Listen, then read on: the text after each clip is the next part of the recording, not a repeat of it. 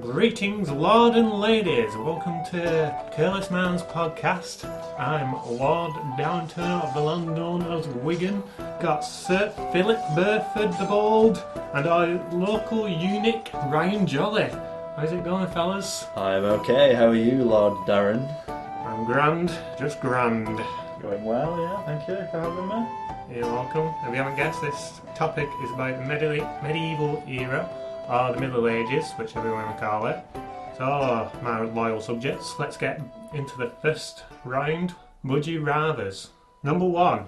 Would you rather live in Europe during the Black Death or be a monk in the Viking invasions? I would probably be a monk in the Viking ages. Because, from my knowledge of monks, they're pretty well hidden in, little monasteries up in the mountains. I reckon my chance of maybe seeing a Viking is pretty slim. I would pick that one. Really? I think that's Yes, good. They oftentimes have like little secret hidden rooms as well in these monasteries, don't they? You can hide out. You can't really hide from the Black Death. Yeah. Okay, but you did get captured, either get murdered or be a slave. Well, the other option is to just straight up die, so at True. least you get a chance. That is true.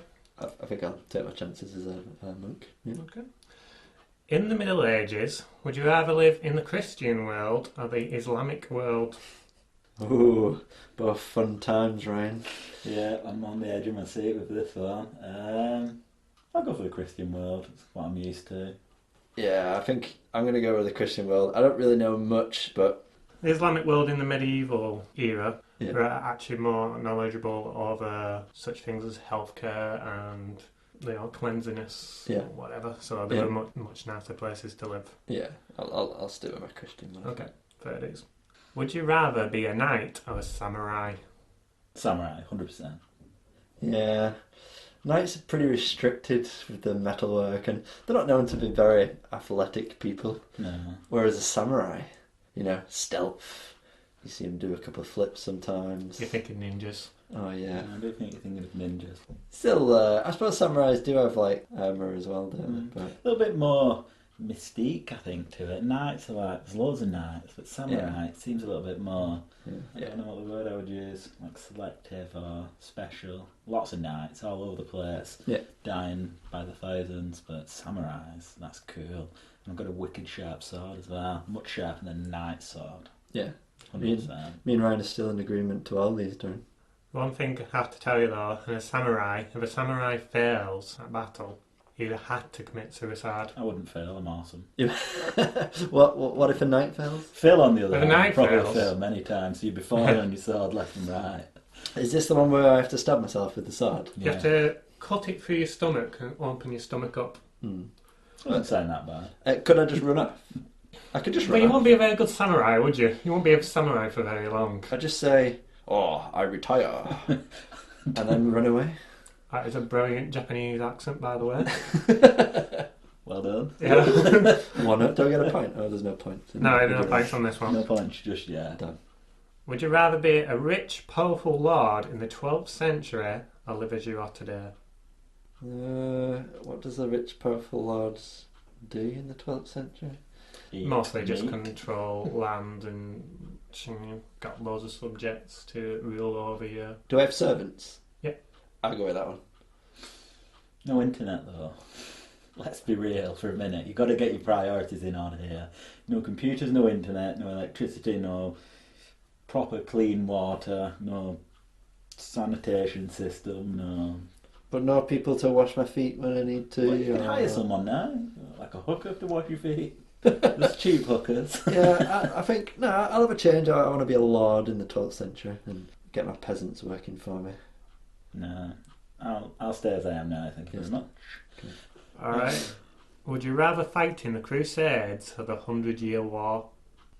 Yeah, I'm going to go with the 100-Year War. What about you, Ryan? I'd go for the Crusades, because I might meet one of the Knights Templar and they can give me all the juicy gossip where everything's hidden. What? Like the Holy Grail? Could be. Or just where his wenches. You've not seen the Da Vinci Code, Phil? I have, but yeah, it was just the Holy Grail. I think it was just a mug what said Jesus on it. Yeah, might be. Jesus was here. Yeah.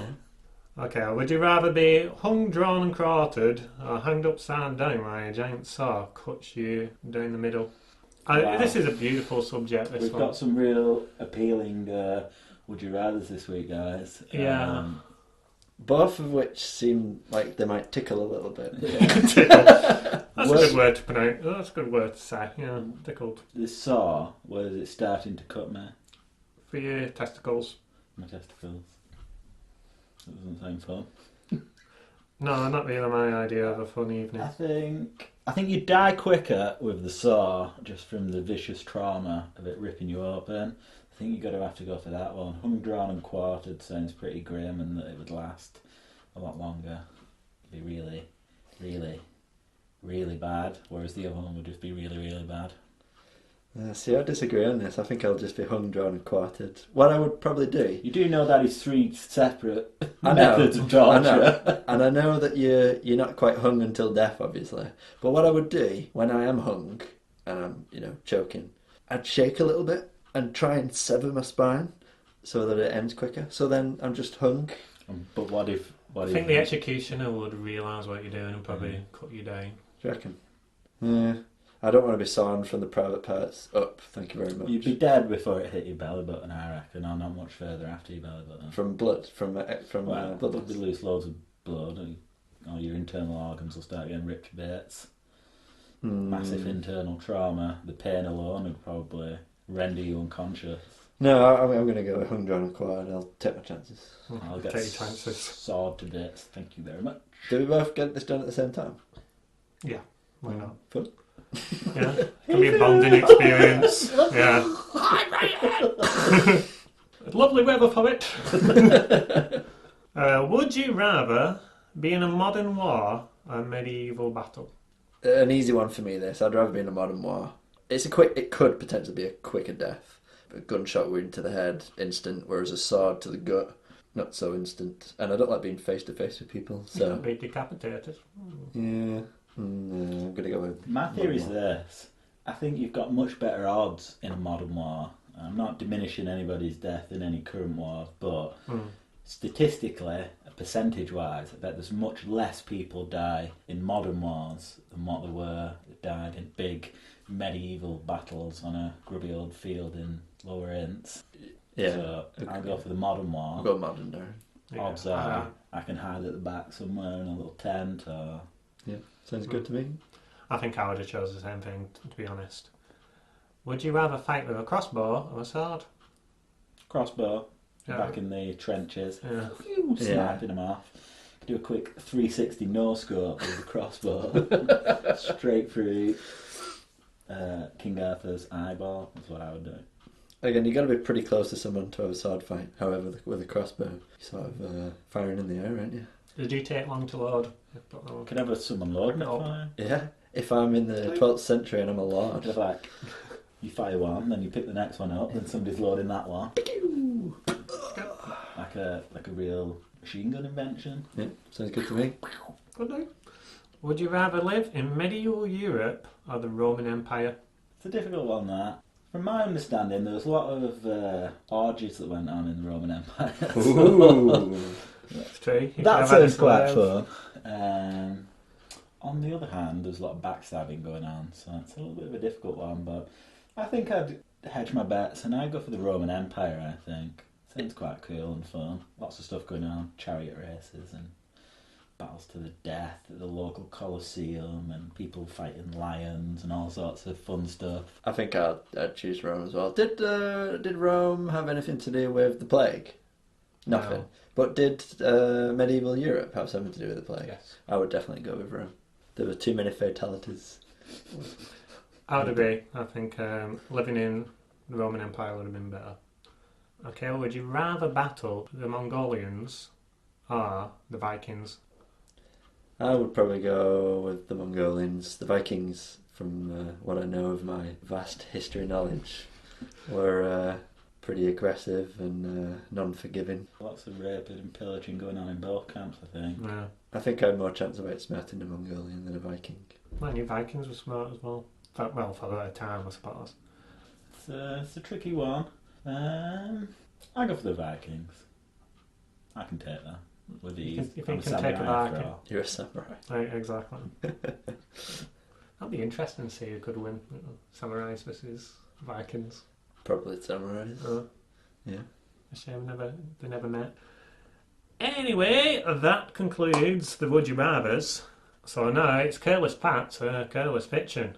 The first one, the majority of people in the Middle Ages believed that the world was flat.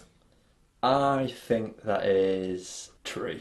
I think most people thought the world was flat back then. I think the majority did, yeah. I'm obviously sure that there was some that didn't, and they did discover it, so...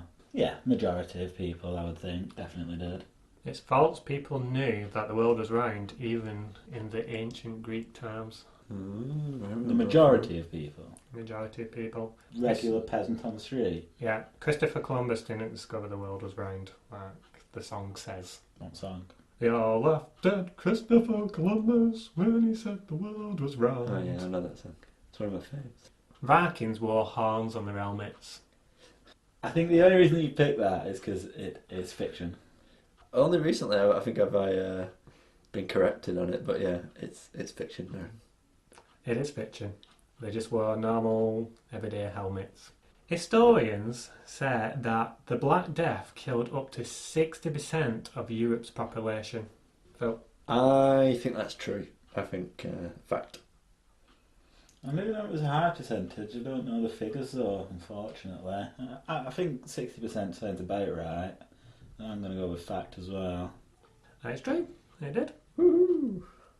Sorry about my bad pronunciation of this one, but did prima noctis exist for law saying when a peasant marries, his lord has the first go at his wife? Phil? I think that's fact. I haven't heard it before, but... I'm just going to mix it up a bit then and go for fiction. Ryan is right. It is actually fiction. It never happened. It was in Braveheart, but not everything in Braveheart was true. Damn.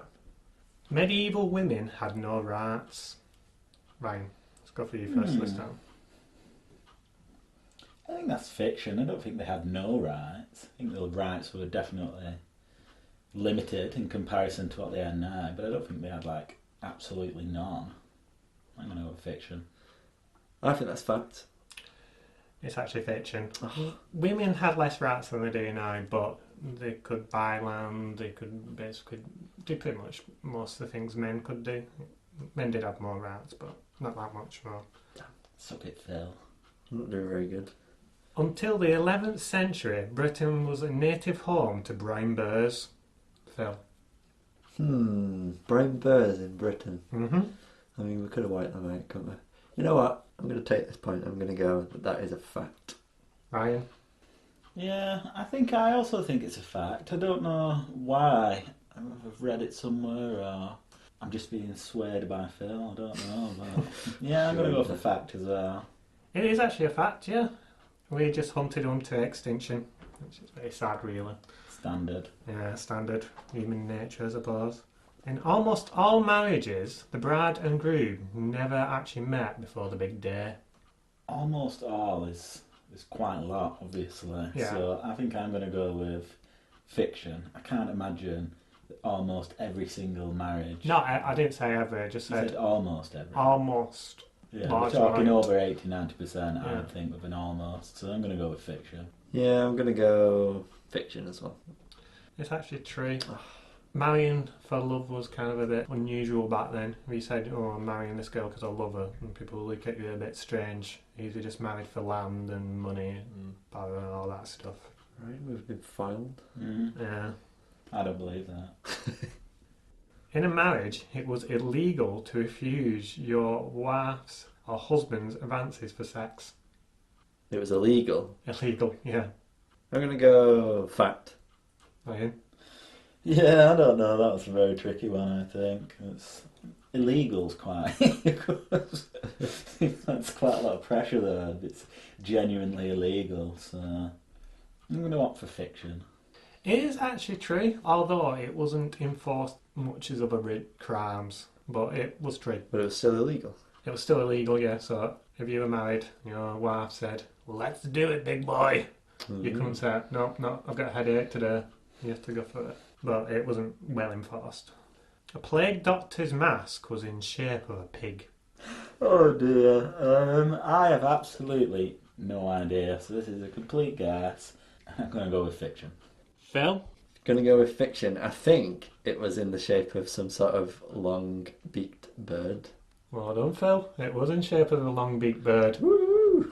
You don't get extra points for that. I should In do. the beak, it had herbs and what they believed could stop them getting the plague. The Mongolian Empire is the largest ever empire in history.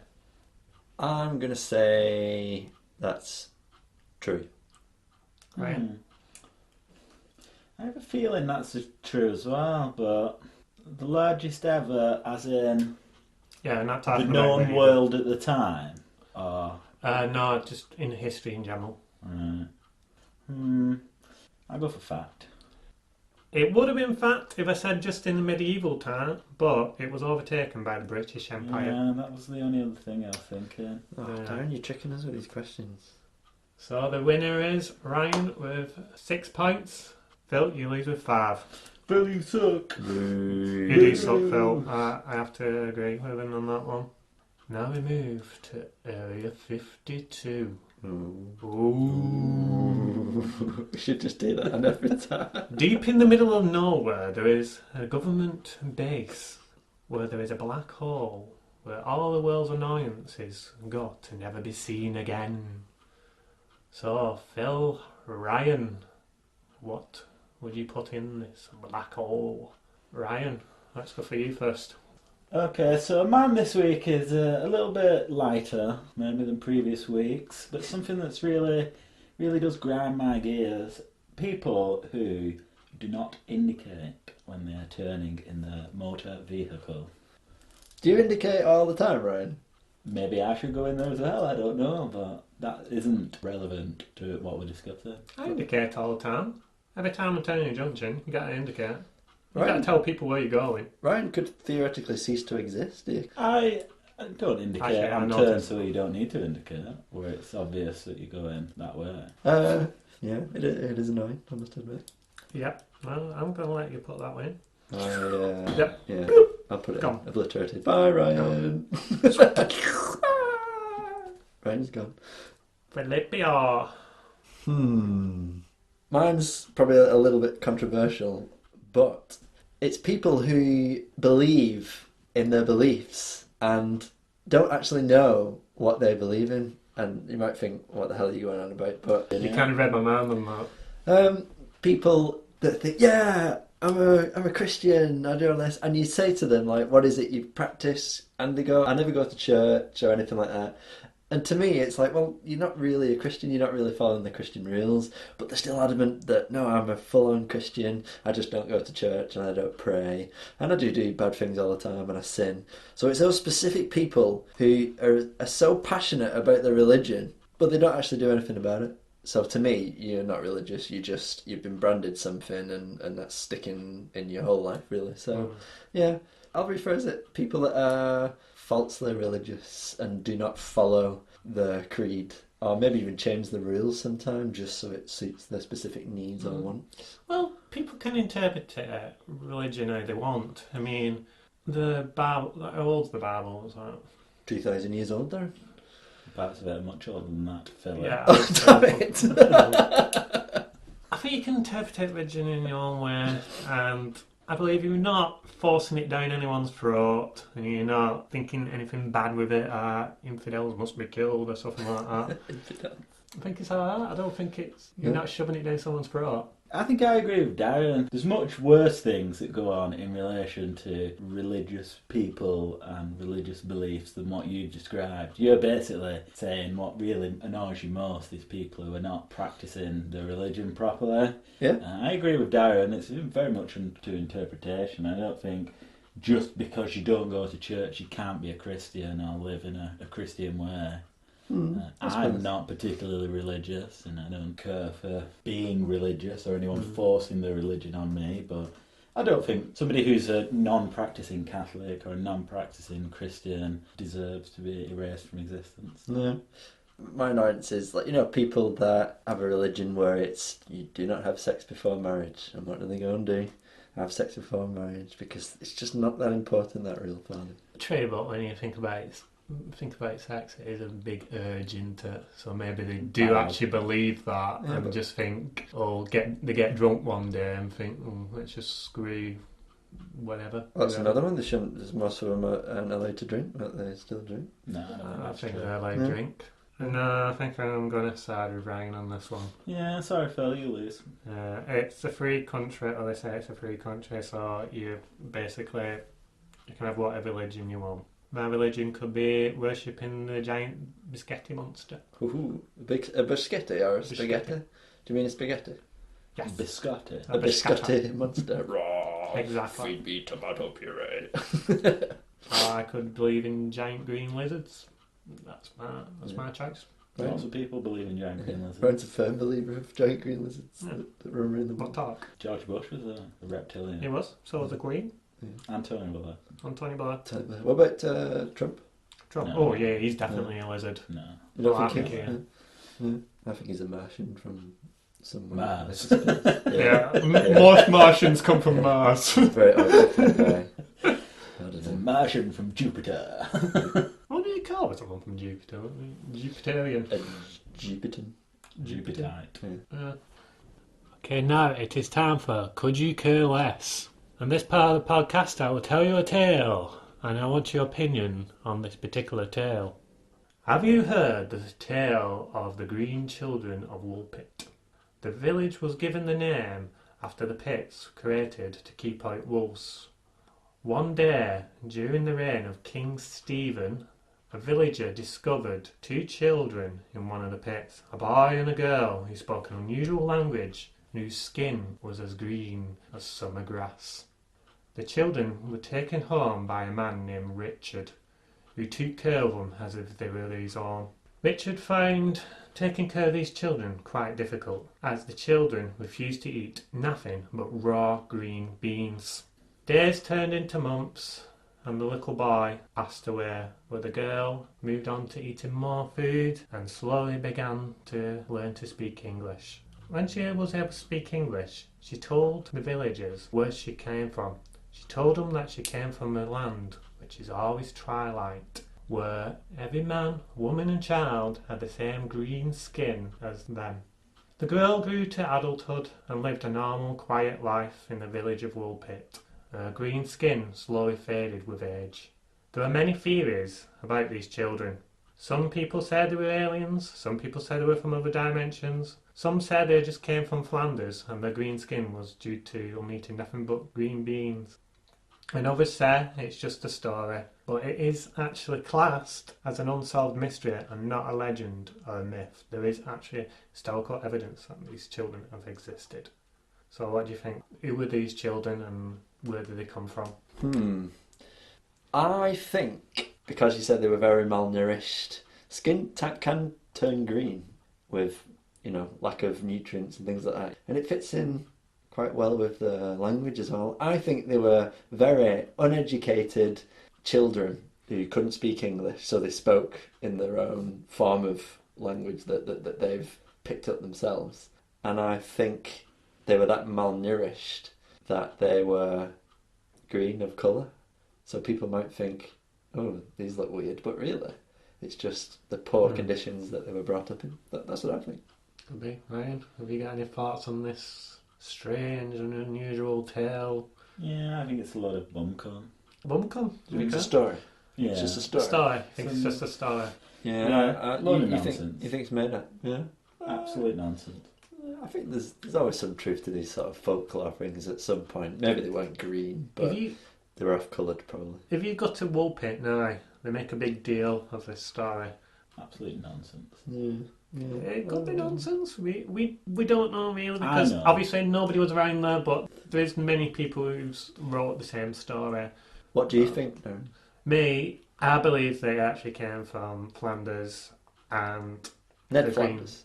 No, The children of Ned Flanders? Do you know where Flanders is? No.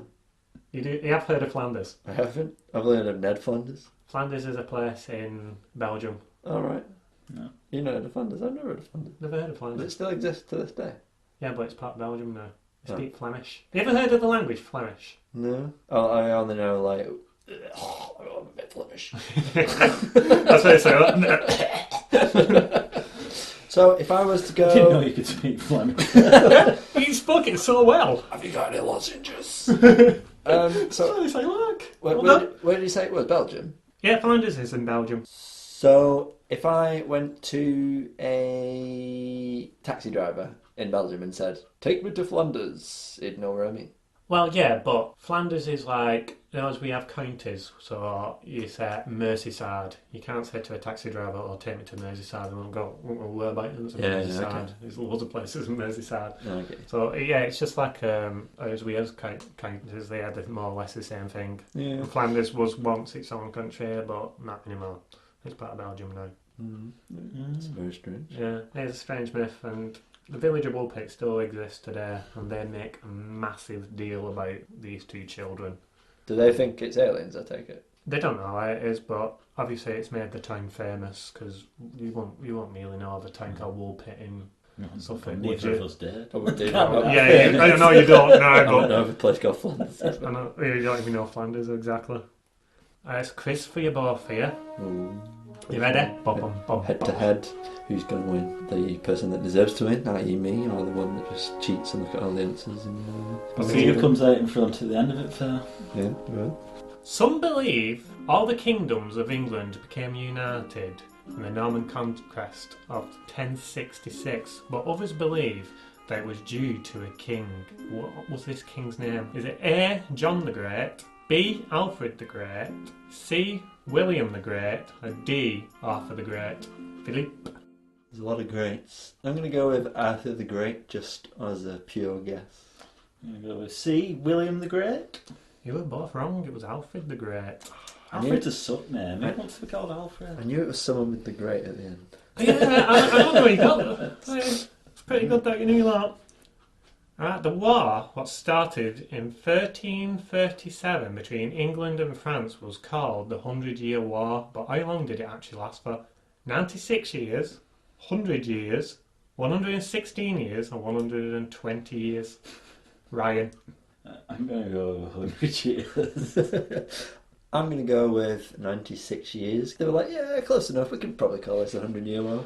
Yeah, let's go for it. 100-year war. Write it down. You were both wrong again. I don't understand why they call it 100-Year War, because it was actually 116 years. The French king, Charles II, read it. Guys, after the slanderous comments he made at the start of this podcast about He was cheating, staring at my screen. Phil was just trying to cheat the I answers. wasn't. I was making sure I was keeping track on the scores, but there's nothing written down. There's nothing written down because you haven't got any scores yet. Oh, okay. Right. We need to score something for write the score down, Phil. All right. Okay. The French king, Charles VI, was also called the Mad King. Which of these did he actually believe? That he was made out of glass and would smash if he was touched? That he was a god? That aliens were controlling his mind? Or that many of his knights and lords were actually vampires? Phil? I'm going to go with the first one, that he thought he was made out of glass and could smash. I'm going to go with B. He thought he was a god. Phil is right. He did believe he was made out of glass and he would smash. First point on the board. This is a nice and easy one for you both. You can get a point here. What year was the Battle of Hastings? Ryan? Well, we know options.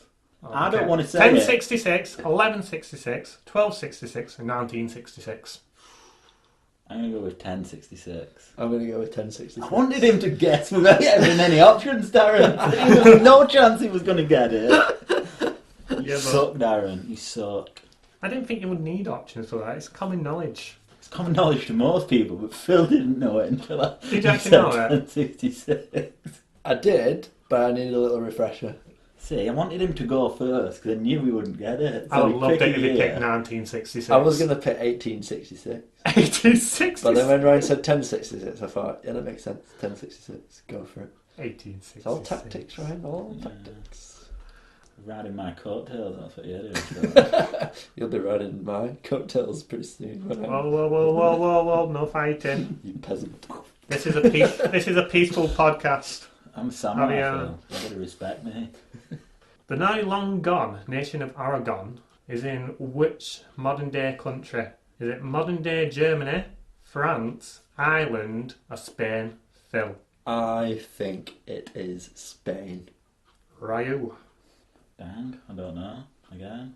Aragon. Isn't that a character out of Lord of the Rings? It's the same name, yeah. Well, round about the same name. Doesn't sound German, but it also doesn't sound Spanish or French. Remember, King Henry VIII married someone from this country. Oh, there's no clues in this, Darren. I've already answered. You can change your answer You if can you want change to. your answer, I don't mind. It's obviously Spain now. I don't know. I'm going to go for France. Phil is right, it is actually Spain, and it existed from 1035 to 1706, so it lasted quite a long time. What was the name of the Italian merchant who introduced the West to Chinese culture? Was it Christopher Columbus? Can I guess before you read them all out? Yeah, go on then. Why I'm not? going to go with... No, wait. Damn it. Phil's going to... Damn it! Tell you what then, I will answer first. Was it Christopher Columbus, Francisco Pizarro, Marco Polo, or Luigi Mario? Ryan's just give me a little hint with his eyes there. I'm going to go with Marco Polo. I didn't give you a hint with my eyes. Did? Just putting my hood up, tried to do it at the beginning so you couldn't say anything. It is Marco Polo. He wrote a book. What you're telling me is you didn't know the answer and you had to cheat off me once again to get the It just answer. means that I'm such a good quizmaster. You're not the quizmaster, Darren. I'm the quizmaster. Quizzer. And, You couldn't even spell quizzer. Just from cheating. and I can read Ryan's mind. No, what we should do, put like a big board between you two so you can't see each other. So you get no clues Who what wants to each look other's. at Ryan's ugly book? Now that is a good point. I've always wondered that. Anyway, Ryan, it's alright. I've got some tissues for Ryan upside. Anyway, Marco Polo wrote a book round about in the 1300s called The Marvels of the World, where he spoke about a land which we now know as China. Where's China Phil on the map? Right here. Yeah, I got it right. Right. Yeah, it says right about China. I don't mean Chinatown. That's Manchester, that Phil. Yeah. Question 7. Which sport did King Edward II ban in 1314? Was it rugby, football, cricket, or boxing? Phil. I think boxing. I don't think football or rugby was invented, or at least it wasn't very popular back then. So I'm going to go with boxing. Ryan. I also don't know the answer to this one, but I'm pretty sure boxing's a more modern sport than the medieval times. I'm going to go with football. Ryan is correct again. Football was a much more violent game back in those days. It was more like rugby. It is to modern day football, and it dates back to the 13th century. So that's the I 1200s. know nothing about anything pre-2000s. What, your own birth year Yeah. included? No idea. At what age could a Viking girl get married? Pretty low, I reckon. Yeah. At age 6, 12, 15, or 18? Ryan. It's one of the first two, I reckon. Was it 6 or 12? 6 did or you say? 12, yeah. I don't know, so I'm just going to flip a coin and go for a quite depressingly disgusting 6. I'm going to go with 12. Billy's right, it is actually 12. Damn. That is really disgusting as 6. Mine Yeah. 12 Definitely kind of stuff like that happened disgusting. back then. 100%, yeah. It's Yeah, very it probably weird. did happen, but legal age was 12. Who was the first European man to discover America? Was it Christopher Columbus, Leif Erikson, Francis Drake, or William the Conqueror? Phil. I'm going to go with Christopher Columbus. Ryan. I don't think you'd have asked the question if it was Christopher Columbus, so I think it's somebody else, but I really don't know, so I'm just going to go with Christopher Columbus as well. Do you think he's trying to trick us? I'm pretty sure. Nope. No, it was not Christopher Columbus, it was Leif Erikson. He discovered the land which we now know as Canada. Well, roundabout in Canada we America. not really know. It's Canada. Okay, North America, sorry. Oh, well, if you just said North America, I'd Well- know the answer to the question. Well, Christopher Columbus didn't discover the United States of America. Yeah. He discovered an island close to it. Anyway, his father, Eric the Red, discovered the land called Greenland, which he named Greenland because he thought people would want to visit it if it sounded more sunny and green. What country did William the Conqueror come from? France, Normandy, England, or Brittany? William the Conqueror. No idea. Brittany? Yeah, I'd go for Brittany as well. You're both wrong. It's Normandy. I think people who are listening to this podcast are probably screaming that answer. Yeah, it was actually called the Norman Invasion when he actually came to Britain and conquered Britain. He's the one who introduced English to England, basically. English is a mixture of French and Latin. There you go. Yeah, so, Ryan, you've got 3. Phil, you've got 5. So, Phil is in the lead on that. Well, that concludes our medieval podcast. So all I've got to say now is ta-ra, and signing off is me, Darren, Philip, and Ryan. Ta-ra! Bye. Namaste. Namaste.